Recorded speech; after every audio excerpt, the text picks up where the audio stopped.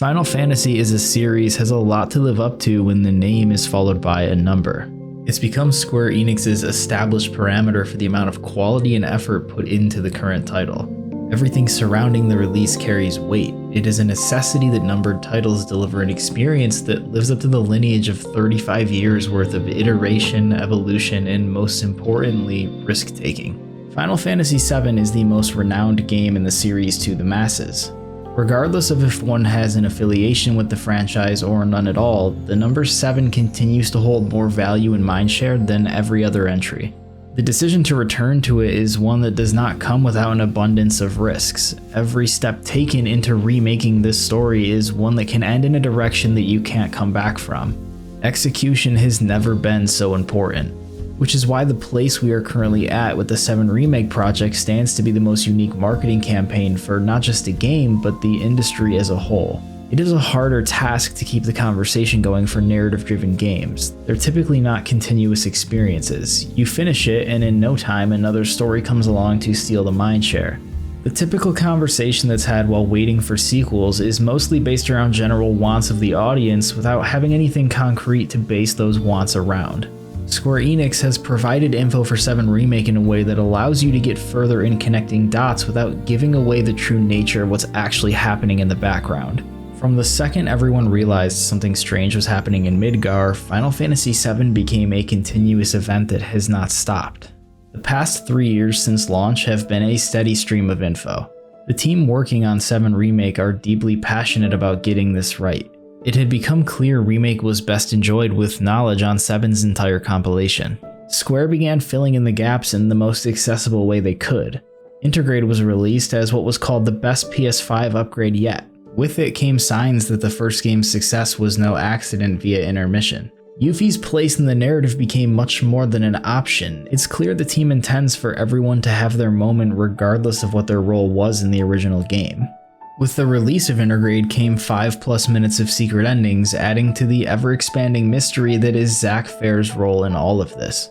Shortly after, Crisis Core Reunion arrived, letting players know it would be in their best interest to really understand who Zack is. The communication from the developers and the build-up to Rebirth has been surprisingly consistent. There is excitement in the air from the team bringing this project to fruition. That excitement is being reciprocated by the fans every step of the way. There was a big question mark on when Rebirth was going to appear again. It's not often that 2 mainline level Final Fantasy games exist in such close proximity.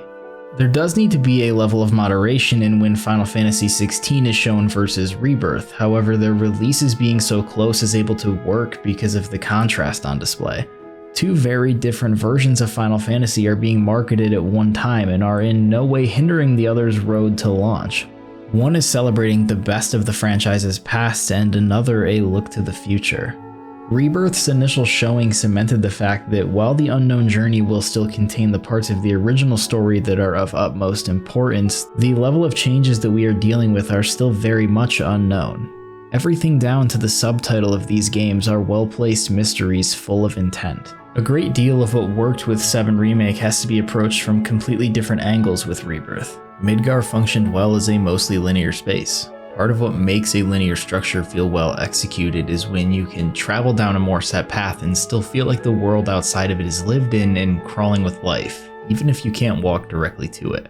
Looking up and seeing the plate consume the sky early game and then getting to look down from it shortly after are moments that are imperative to understanding how Midgar and its class system work. You quickly learn its scale while also learning just how different life is such a short distance away. The tone is set without explanation. Midgar is as cruel as it is beautiful.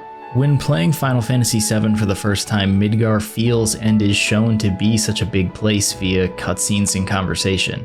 By the time you leave it, you feel as though you've hardly scratched the surface of the inner workings of multiple sectors and cultures. So much so that the act of escaping it to what is a much larger world you didn't know existed feels as bittersweet as it is exciting. Rebirth is a tricky sequel to make, as that much larger world now has to be exactly that. Navigating the world map of the original game is an expedited experience. Decades later, there is technology available to traverse Gaia the way your imagination was able to perceive it when it was the best the industry had to offer. It never felt like a small place, even playing it today.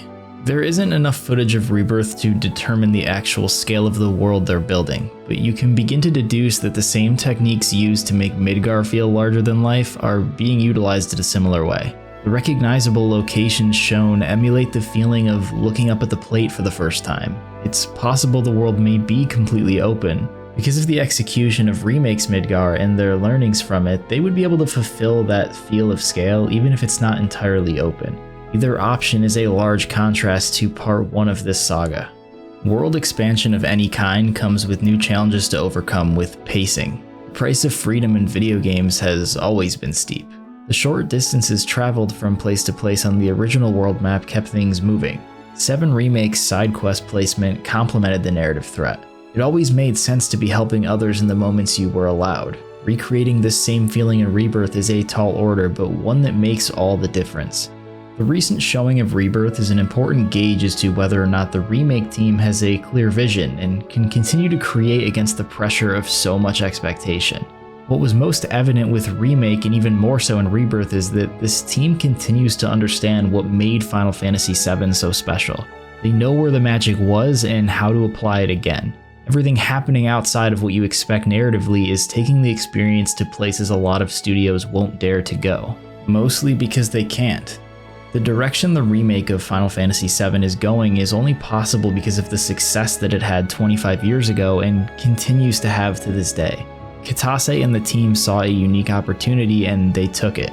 The trailer shown at Summer Games Fest makes it clear that this team is operating at their highest level. It's yet another reveal that will keep people busy investigating every frame until they're ready to show it again. In the grander scope of things, we've still seen nothing yet.